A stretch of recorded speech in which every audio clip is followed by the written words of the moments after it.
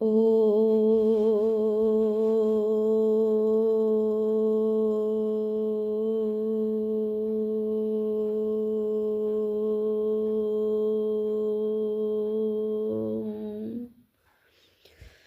শান্তি। 6-1-2025 প্রাতঃমুরলি। ওম শান্তি। বাপদাদা মধুবন। আজকের বাপদাদার অমূল্য মহাবাক্য হচ্ছে, মিষ্টি বাচ্চারা, তোমাদের এক একটি বাণী অত্যন্ত মিষ্টি, ফার্স্ট ক্লাস হওয়া উচিত। যেমন বাবা দুঃখ হরণকারী, সুখ প্রদানকারী, তেমনি বাবা সম সকলকে সুখ প্রদান করো। মিষ্টি বাচ্চারা, তোমাদের এক একটি বাণী অত্যন্ত মিষ্টি, ফার্স্ট ক্লাস হওয়া উচিত। যেমন বাবা দুঃখ হরণকারী, সুখ প্রদানকারী, তেমনি বাবা সম সকলকে সুখ প্রদান করো। তো যত আমি মিষ্টি বাণী অন্যের সাথে ব্যবহার করব, অন্য আত্মাকে কী দেবে? বাণীর দ্বারা সেবা করবে, সুখ প্রদান করবে। মিষ্টি বাণীর দ্বারা অন্য আত্মাকে সুখ প্রদান করবে। তাই বাবা মিষ্টি বাণী আর অত্যন্ত ফার্স্ট ক্লাস বাণী হওয়া উচিত বলছে। তো বাবাও দুঃখ হরণকারী। তো কালকের মহাবাক্যে বাবা বলেছে, দুঃখ না নাও না দুঃখ দাও, এই গীতের কথা। তো দুঃখ হরণকারী হও, তো সুখ প্রদানকারী, দুঃখ হরণকারী, সুখ প্রদানকারী। বাবা যেমন তেমনই আমাদের হতে হবে, বাবার সম সকলকে সুখ প্রদান করতে হবে। প্রশ্ন আজকের মুরলি থেকে, লৌকিক আত্মীয় পরিজনদের জ্ঞান প্রদান করার যুক্তি কী? উত্তরে বাবা বলছেন, মিত্র সম্বন্ধীয় ইত্যাদি সকলের সাথেই নম্রভাবে প্রেমপূর্বক প্রফুল্লিত হয়ে কথা বলা উচিত। তাদের বোঝানো উচিত যে হলো সেই মহাভারতের যুদ্ধ। বাবা রুদ্র জ্ঞান যজ্ঞ রচনা করেছেন। আমি তোমাদের সত্য বলছি যে ভক্তি ইত্যাদি তো জন্ম জন্মান্তর করেছ, এখন জ্ঞান শুরু হচ্ছে। যখনই সুযোগ পাবে তখনই অত্যন্ত যুক্তিযুক্তভাবে কথা বলো। আত্মীয় পরিজনদের সঙ্গে অত্যন্ত স্নেহপূর্ণ ব্যবহার রেখে চলো। কখনো কাউকে দুঃখ দিও না। গীত অবশেষে সেই দিন এসেছে। আজ ওম শান্তি। যখন কোনো সঙ্গীত বাজে তখন বাচ্চাদের নিজেদের অন্তর থেকে এর অর্থাৎ গানের অর্থ বেরিয়ে আসে। সেকেন্ডে এর অর্থ বের হতে পারে। এ হলো অসীম জগতের ড্রামার অত্যন্ত বড় ঘড়ি, তাই না? ভক্তি মার্গে মানুষ ডাকতেই থাকে। যেমন কোর্টে যখন কেস করা হয় তখন বলা হয়, কবে শুনানি হবে, কবে ডাক পড়বে, তখন আমাদের কেস সমাপ্ত হবে। তেমনই বাচ্চাদেরও কেস হয়। কী কেস? রাবণ তোমাদের অত্যন্ত দুঃখিত করে। তোমাদের কেস পাস করা হয় বড় কোর্টে। মানুষ ডাকতে থাকে, বাবা এসো, এসে আমাদের দুঃখ থেকে মুক্ত করো। একদিন রায় তো অবশ্যই বেরোবে। বাবা শোনেও, ড্রামা অনুসারে আসেও সম্পূর্ণ সঠিক সময়ে। এর মধ্যে 1 সেকেন্ডেরও পার্থক্য হতে পারে না। অসীম জগতের ঘড়ি কত সঠিকভাবে চলে। এখানে তোমাদের এই ছোট ঘড়িও সঠিকভাবে চলে না। যজ্ঞের প্রতিটি কার্য অ্যাকুরেট হওয়া উচিত। ঘড়ির অ্যাকুরেট হওয়া উচিত। বাবা অত্যন্ত অ্যাকুরেট, রায়ও অত্যন্ত অ্যাকুরেট হয়। প্রতি কল্পে কল্পের সঙ্গম যুগে সঠিক সময়ে তিনি আসেন। এখন বাচ্চাদের শুনানি হচ্ছে, বাবা এসেছেন। এখন তোমরা সকলকে বোঝাচ্ছ। পূর্বে তোমরাও জানতে না যে দুঃখ কে দেয়। এখন বাবা বুঝিয়েছেন যে রাবণ রাজ্য শুরু হয় দাপর থেকে। বাচ্চারা, তোমরা জানতে পেরেছ যে বাবা প্রতি কল্পের সঙ্গম যুগে আসেন। এ হলো অসীম জগতের রাত্রি। শিব বাবা অসীম জগতের রাত্রিকালে আসেন। এখানে কৃষ্ণের কথা নয়। যখন গভীর অন্ধকারের অজ্ঞানতার নিদ্রায় শায়িত থাকে তখন জ্ঞান সূর্য পিতারূপে আসেন বাচ্চাদেরকে দিনের আলোয় নিয়ে যেতে। তিনি বলেন, আমাকে স্মরণ করো, কারণ পতিত থেকে পবিত্র হতে হবে। বাবাই হলেন পতিত পাবন। যখন তিনি আসবেন তখনই তো শুনানি হবে। এখন তোমাদের শুনানি হয়েছে। বাবা বলেন, আমি এসেছি পতিতদের পবিত্র করতে। তোমাদেরকে পবিত্র হওয়ার কত সহজ উপায় বলে দিই। আজকাল দেখো সায়েন্সের কত শক্তি। অটোমেটিক বোমার মাধ্যমে কত জোরালো আওয়াজ হয়। বাচ্চারা, তোমরা সাইলেন্সের শক্তি দ্বারা এই সায়েন্সের ওপরে বিজয় প্রাপ্ত করো। একে সাইলেন্স যোগ বলা যেতে পারে। আত্মা সাইলেন্সের যোগ বলা যেতে পারে। আত্মা বাবাকে স্মরণ করে, বাবা তুমি এসো, আমরা শান্তিধামে গিয়ে বসবাস করি। বাচ্চারা, তোমরা এই যোগ বলের দ্বারা সাইলেন্সের শক্তির দ্বারা সায়েন্সের ওপর বিজয় প্রাপ্ত করো। কি বলছে বাবা? যে যোগ বলের দ্বারা সাইলেন্সের শক্তির দ্বারা। যোগ আর যোগের বল আলাদা। যোগ লাগলো আর যোগ লাগার পরে যে বল তৈরি হলো, তো যোগ বল। তো ওই বল সায়েন্সের শক্তি, সাইলেন্সের শক্তি। যোগের বল অর্থাৎ সাইলেন্সের শক্তি। তো যত আমরা সাইলেন্সে যাব, শক্তি আমাদের প্রাপ্ত হবে। তো তার দ্বারা কি হবে? সায়েন্সের উপর বিজয় লাভ করো। তোমরা শান্তির শক্তি প্রাপ্ত করো। সায়েন্সের দ্বারাই এই সব কিছু বিনাশ হয়ে যাবে। বাচ্চারা, তোমরা সাইলেন্সের মাধ্যমে বিজয় লাভ করো। বাহুবলীরা কখনো বিশ্বের ওপর বিজয় প্রাপ্ত করতে পারে না। যাদের বাহুবল আছে, পুরো বিশ্বের ওপর রাজত্ব করতে পারবে না, বিজয় প্রাপ্ত করতে পারবে না। এই পয়েন্টসও তোমাদের প্রদর্শনীতে লেখা উচিত। দিল্লিতে অনেক সার্ভিস হতে পারে, কারণ দিল্লি সমগ্র ভারতের রাজধানী। তোমাদের রাজধানীও দিল্লিতে হবে। দিল্লিকেই পরিস্থান বলা হয়। পাণ্ডবদের কোনো কেল্লা থাকে না। কেল্লা তৈরি করা হয় তখন যখন শত্রু আক্রমণ করে। এনার্জি সার্কেল, যেটা আর কি আমার আশপাশ দিয়ে যে শক্তির অরা, যেটা কেল্লা বলা হয়, শক্তির একটা প্রাচীর। তো সেটা কখন তৈরি হয়? যখন আমাদের শত্রু আক্রমণ করে। তোমাদের তো কোনো কেল্লার প্রয়োজনই নেই। তোমরা জানো যে আমরা সাইলেন্সের শক্তি দ্বারা নিজেদের রাজ্য স্থাপন করছি। সাইলেন্সের কেল্লা, সাইলেন্সের শক্তির কেল্লা যেটা। আর স্থূল কেল্লা তৈরি করা হয় যখন শত্রু আক্রমণ করা হয়। তো আর এই কেল্লা হচ্ছে যখন 5 বিকাররূপী শত্রুকে বিজয় প্রাপ্ত করার জন্য বা তার আক্রমণ থেকে রক্ষা পাওয়ার জন্য সাইলেন্সের শক্তির কেল্লা তৈরি করতে হয়। তো বাবা বলছে ওই কেল্লা তোমাদের তৈরি হয়, দরকার পড়ে না। স্থূল যে কেল্লা, তোমরা জানো যে আমরা সাইলেন্সের শক্তির দ্বারা নিজেদের রাজ্য স্থাপন করছি। ওদের হলো আর্টিফিশিয়াল সাইলেন্স, তোমাদের হলো প্রকৃত সাইলেন্স। জ্ঞানের শক্তি, শান্তি শক্তি বলা হয়। জ্ঞানের শক্তি, শান্তির শক্তি বলা হয়। নলেজ হলো পঠন পাঠন। পঠন পাঠনের মাধ্যমেই শক্তি প্রাপ্ত হয়। যখন কেউ পুলিশ সুপারিনটেন্ডেন্ট হয়, তখন কত শক্তিশালী হয়। ওসব হলো পার্থিব বিষয়, যা দুঃখ প্রদান করে। তোমাদের সমস্ত কথাই হলো আত্মসম্বন্ধীয়। তোমাদের মুখ দ্বারা যে বাণী নির্গত হোক না কেন, তার এক একটি বাণী যেন সর্বোত্তম মিষ্টি হয়, যাতে শ্রবণকারী শুনে অত্যন্ত খুশি হয়ে যায়। বাচ্চারা, বাবা যেমন দুঃখহরণকারী, সুপ্রদানকারী, তেমন তোমাদেরকেও সকলকে সুখ প্রদান করতে হবে। আত্মীয় পরিজন পরিবারেরও যেন দুঃখাদি না হয়। সকলের সাথে মর্যাদা অনুসারে চলতে হবে। গুরুজনদের সঙ্গে প্রেমপূর্বক চলতে হবে, যেন মুখ থেকে এমন মিষ্টি ফার্স্ট ক্লাস শব্দ নির্গত হয়, যাতে সকলেই আনন্দিত হয়ে যায়। তোমরা বলো যে শিব বাবা বলেন, মন মনোভাব আমিই সর্বোচ্চ, আমাকে স্মরণ করলেই তোমাদের বিকর্ম বিনাশ হবে। অত্যন্ত স্নেহ ময়তার সঙ্গে কথা বলা উচিত। মনে করো বড় ভাতৃ সম কেউ আছেন, তাকে বলো দাদা ভাই। শিব বাবা বলেন, আমাকে স্মরণ করো। শিব বাবা, যাকে রুদ্রও বলা হয়, তিনিই জ্ঞান যজ্ঞ রচনা করেন। কৃষ্ণ জ্ঞানযজ্ঞ শব্দটি শোনা যায় না। যখন রুদ্র জ্ঞানযজ্ঞ বলা হয়, তখন রুদ্র শিব বাবাই এই জ্ঞানযজ্ঞ রচনা করেছেন। রাজ্য প্রাপ্ত করার জন্য তিনি জ্ঞান আর যোগ শেখাচ্ছেন। বাবা বলেন, ভগবান উবাচু মাম একম স্মরণ করো, কারণ এখন সকলেরই অন্তিম মুহূর্ত, বানপ্রস্থ অবস্থা। এখন তোমাদের সকলকে ফিরে যেতে হবে।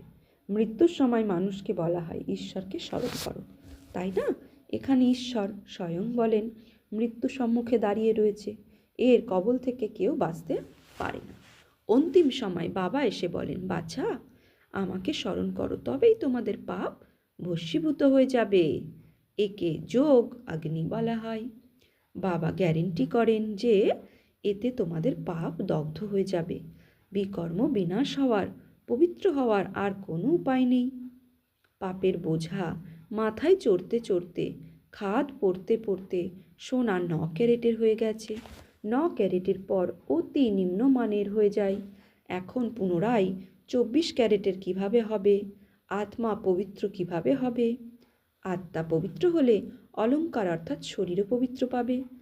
আত্মীয় পরিজনাদি কেউ থাকলে তাদের সঙ্গে অত্যন্ত নম্রভাবে প্রেমপূর্বক উৎফুল্ল হয়ে কথা বলা উচিত। তাদের বোঝানো উচিত যে হলো সেই মহাভারতের যুদ্ধ, এ রুদ্র জ্ঞান যজ্ঞ। বাবার কাছ থেকে আমরা এখন সৃষ্টির আদি মধ্য অন্তের জ্ঞান প্রাপ্ত করছি। এই জ্ঞান আর কোথাও পাওয়া যেতে পারে না। আমি তোমাদের সত্য বলছি। তো স্বয়ং ভগবান নিরাকার মহাজ্যোতি পরম পিতা পরমাত্মা সে কি বলছেন? আমি তোমাদের সত্য বলছি। সেই এসে সৃষ্টির আদি মধ্য অন্তের জ্ঞান প্রাপ্ত করছেন। বাবা বলছেন এই জ্ঞান আর কোথাও প্রাপ্ত হয় না।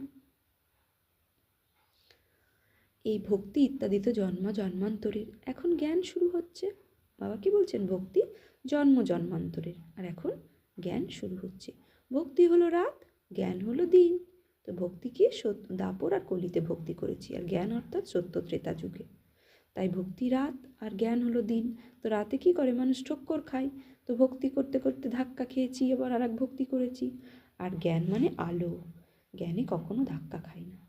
সত্যের আধারে চলা, সত্য জ্ঞানকে প্রাপ্ত করা অর্থাৎ আলো। সত্য যুগে ভক্তি থাকে না, এমন এমন যুক্তি সহকারে কথা বলা উচিত। সুযোগ পাওয়া মাত্রই তীর বিদ্ধ করতে হবে, তাতে শুধু সময় আর সুযোগ দেখা হয়। কোনো ব্যক্তিকে যদি জ্ঞান বোঝাতে হয়, সবসময় সুযোগ দেখতে হবে যে কোন সময় তাকে বোঝানো উচিত বা কোন সময় জ্ঞানের তীর দিয়ে তাকে বিদ্ধ করতে হবে। তাতে শুধু সময় আর সুযোগ দেখা হয়। জ্ঞান প্রদানের জন্যও অত্যন্ত যুক্তি চাই। বাবা সকলের জন্যই যুক্তি তো অনেক বলে থাকেন। পবিত্রতা বড় ভালো গুণ। আমাদের এই লক্ষ্মী নারায়ণের অত্যন্ত পূজনীয়। আমাদের এই লক্ষ্মী নারায়ণ অত্যন্ত পূজনীয়, তাই না? পূজ্য পবিত্র আর পূজারই পতিত হয়ে যায়। পবিত্রের পূজা পতিত বসে করে, এ শোভা পায় না। অনেকে তো অপবিত্রদেরও থেকে দূরে পালায়। বল্লভাচারী কখনো পাদস্পর্শ করতে দিতেন না, মনে করতেন এরা অপবিত্র মানুষ। মন্দিরেরও একমাত্র ব্রাহ্মণদেরই মূর্তি স্পর্শ করার অনুমতি রয়েছে। মন্দিরের যে মূর্তি থাকে সেই মূর্তির একমাত্র ব্রাহ্মণদেরই স্পর্শ করার অনুমতি রয়েছে। শূদ্র মানুষ ভিতরে গিয়ে স্পর্শ করতেও পারে না। তো ভগবান শূদ্র আর ব্রাহ্মণের পরিভাষা আলাদাভাবে বোঝাচ্ছেন, আর দুনিয়া ব্রাহ্মণ আর শূদ্র আলাদাভাবে বুঝিয়েছেন। তাই ওই ব্রাহ্মণদের নির্দেশ আছে মূর্তি স্পর্শ করা, শূদ্রদের নেই। তো শূদ্র মানুষ ভিতরে গিয়ে স্পর্শ করতে পারে না। ওখানে ব্রাহ্মণরাই তাদের মূর্তিদের দেবীদের স্নান করায়, স্নান আদি করায়, অন্য কাউকে সেখানে যেতে দেওয়া হয় না। পার্থক্য তো রয়েছে, তাই না? এখন তারা হলো গর্ভজাত ব্রাহ্মণ, আর তোমরা হলে মুখ বংশাবলীজাত সত্যিকারের ব্রাহ্মণ, অর্থাৎ ব্রহ্ম জ্ঞানের আধারে আমরা ব্রাহ্মণ, আর তারা তো পৈতেধারী ব্রাহ্মণ, তাই না? তো বাবা বোঝাচ্ছেন। তাহলে আমাদের ও মূর্তি, এখন যে আমরা গুণের মূর্তি তৈরি হচ্ছি, তারই ইয়াদগার, যেটা দাপর কলি পর্যন্ত চলবে। আর আমাদেরই এই গুণের মূর্তি এতটাই প্রাধান্য দেওয়া হয় যে বাবা তার ইয়াদগার হিসাবে ওই ভক্তিতেও আমাদের মূর্তিকে একমাত্র ব্রাহ্মণদেরই দ্বারা স্পর্শ করানো হয়। তো বাবা বোঝাচ্ছেন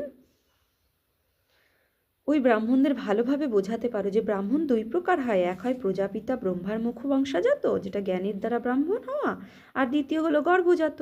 মুখ বংশজাত ব্রাহ্মণ হলো সর্বোচ্চ শিক্ষক অর্থাৎ টিকি। লৌকিকে যজ্ঞ রচনা করতে ব্রাহ্মণদের নিয়োগ করা হয়, আর এ তো হলো জ্ঞান যজ্ঞ। ব্রাহ্মণেরা জ্ঞান প্রাপ্ত করে, যার দ্বারা পুনরায় দেবতা হয়।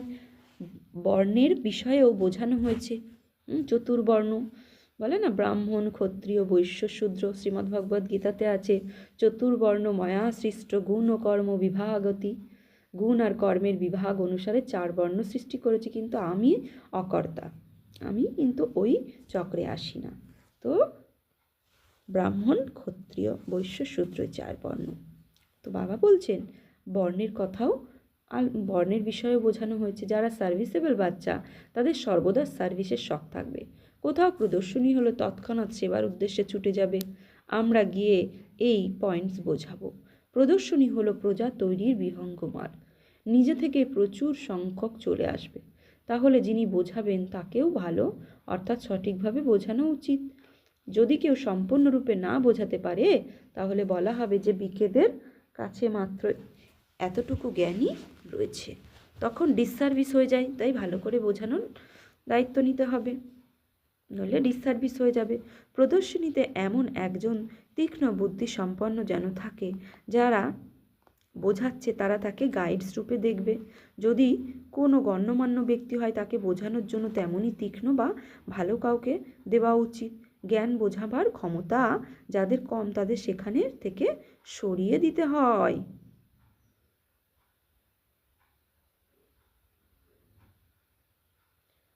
সুপারভাইজার করার জন্য একজনের উপযুক্ত হওয়া উচিত। তোমাদের মহাত্মাদের ডাকা উচিত। তোমরা শুধু বলো যে বাবা এভাবে বলেন, তিনিই সর্বোচ্চ, তিনিই রচয়িতা পিতা। বাবা কি বলছেন? তিনি সর্বোচ্চ, তিনি রচয়িতা পিতা, বাকি সব তারই রচনা। উত্তরাধিকার পিতার থেকেই কি পাওয়া যায়? ভাই ভাইকে কি উত্তরাধিকার দেবে? তো আমরা আত্মারূপী সব ভাই ভাই, তো একমাত্র নিরাকার আত্মার পিতা পরমাত্মা থেকে উত্তরাধিকার পাওয়া যায়। আমরা আত্মারা তার সব সন্তান, কেউই সুখধামের উত্তরাধিকার পেতে পারে না। বাবাই উত্তরাধিকার দেন, একমাত্র পিতা সকলকেই সদ্গতি প্রদান করে থাকেন। ওনাকে স্মরণ করতে হবে। বাবা স্বয়ং এসে গোল্ডেন এজে স্থাপন করেন, ব্রহ্মার দ্বারা স্বর্গ স্থাপনা করেন, তারা শিব জয়ন্তী পালনও করে। কিন্তু তিনি কি করেন? সে সব কিছু মানুষ ভুলে গেছে। শিব বাবা এসে রাজযোগ শিখিয়ে উত্তরাধিকার দেন। 5000 বছর পূর্বে ভারত স্বর্গ ছিল, লক্ষ লক্ষ বছরের কোনো কথাই নয়। তিনি তিথি তারিখ সবই রয়েছে, এ কথা কেউ খণ্ডন করতে পারে না। নতুন দুনিয়া আর পুরনো দুনিয়ার আধা আধা চাই। ওরা সত্যযুগের আয়ু লক্ষ লক্ষ বছর বলে দেয়, তাহলে কোনো হিসাবই হতে পারে না। স্বস্তিকাতেও পুরোপুরি 4 ভাগ রয়েছে, 1250 বছর করে প্রতিটি যুগকে বিভক্ত করা হয়েছে। হিসাবও তো করা হয়, তাই না? ওরা হিসাবের কিছুই জানে না, তাই তাদের করিতুল্য বলা হয়। বাবা এখন হিরে তুল্য বানাচ্ছেন। সকলেই অপবিত্র ভগবানকে স্মরণ করে, তাদের ভগবান এসে জ্ঞানের দ্বারা ফুলে পরিণত করেন। বাচ্চারা তোমাদেরকে জ্ঞান রত্ন দ্বারা সুসজ্জিত করতে থাকেন। তখন দেখো তোমরা কিসে পরিণত হও। তোমাদের এম অবজেক্ট কি? ভারত কত মহিমা সম্পন্ন ছিল, সব ভুলে গেছে। মুসলমানরাও কত সোমনাথ মন্দির আদি লুণ্ঠন করে হিরে জহরত আদি মসজিদে লাগিয়েছে। এখন সেগুলোর মূল্যও কেউ নির্ধারণ করতে পারবে না। এত বড় বড় এত বড় বড় মাণিক্য রাজাদের মুকুটে থাকতো। কোনটি 1 কোটির মূল্যের, কোনটি 5 কোটির মূল্যের। আজকাল সব ইমিটেশন বেরিয়ে গেছে। এই দুনিয়ার সব হলো কৃত্রিম পাই পয়সার, অর্থাৎ সামান্য সুখ। বাকি সবই হলো দুঃখ। তাই সন্ন্যাসীরাও বলেন সুখ হলো কাকফিষ্টার সমান। তাই তারা ঘর পরিবার ত্যাগ করে। কিন্তু এখন তারাও তমপ্রধান হয়ে গেছে। সন্ন্যাসীরা তারাও শহরের অভ্যন্তরে প্রবেশ করছে, কিন্তু এখন আরও তমপ্রধান হয়ে গেছে, তাই না? কিন্তু এখন কাকে শোনাবে? রাজা রানী এখন তো আর কেউ নেই। কেউই এমন মানবে না, বলবে যে সকলেরই নিজ নিজ মত রয়েছে, যা ইচ্ছা তাই করে। এই সৃষ্টির সংকল্পের দ্বারা রচিত হয়েছে। বাচ্চারা এখন বাবা তোমাদের গুপ্ত রীতিতে পুরুষার্থ করান। তোমরা কত সুখ ভোগ করো। যখন পরে অন্যান্য ধর্মও বৃদ্ধি পায় তখন লড়াই ঝগড়া দিয়ে মনোমালিন্য হতেই থাকে। তিনি চতুর্থাংশ সময় তোমরা সুখে থাকো। তাই বাবা বলেন তোমাদের দেবী দেবতা ধর্ম অত্যন্ত সুখদায়ী। আমি তোমাদের বিশ্বের মালিক বানাই। অন্যান্য ধর্ম স্থাপকেরা কোনো রাজ্য স্থাপন করে না, তারা সৎ গতি প্রদানও করে না। তারা আসে শুধুমাত্র তাদের ধর্ম স্থাপন করতে। তারাও যখন অন্তিম সময়ে তমপ্রধান হয়ে যায় তখন বাবাকে আসতে হয় শতপ্রধান বানানোর জন্য। তোমাদের কাছে শত শত কোটি মানুষ আসে কিন্তু কিছুই বোঝে না। তারা বাবাকে বলে যে অমুকে অত্যন্ত সঠিকভাবে বুঝিয়েছেন, অত্যন্ত ভালোভাবে। বাবা বলেন কিছুই বোঝে না। যদি বুঝে যেত যে বাবা এসেছেন বিশ্বের মালিক বানাচ্ছেন, ব্যাস সেই সময়ই নেশার মতো হয়ে যেত, আর তৎক্ষণাৎ টিকিট নিয়ে তারা ছুটবে। কিন্তু ব্রাহ্মণের চিঠি তো অবশ্যই আনতে হবে বাবার সঙ্গে মিলিত হওয়ার জন্য। বাবাকে চিনে গেলে তখন মিলিত না হয়ে থাকতে পারবে না, একদম নেশার মতো হয়ে যাবে। যারা নেশায় বুঁদ হয়ে থাকবে তাদের অত্যন্ত অত্যন্ত খুশি থাকবে, তাদের বুদ্ধি আত্মীয় পরিজনদের দিকে যাবে না। কিন্তু অনেকেই বিভ্রান্ত হয়ে যায়। গৃহস্থ ব্যবহার থেকে কমল পুষ্প সমান পবিত্র হতে হবে, আর বাবাকে স্মরণ করতে হবে। এ তো অতি সহজ। যতখানি পারো বাবাকে স্মরণ করতে থাকো। যেমন অফিস থেকে ছুটি নাও, তেমনই কাজ কর্ম থেকে ছুটি পেয়ে 1-2 দিনের জন্য স্মরণের যাত্রায় বসে পড়ো।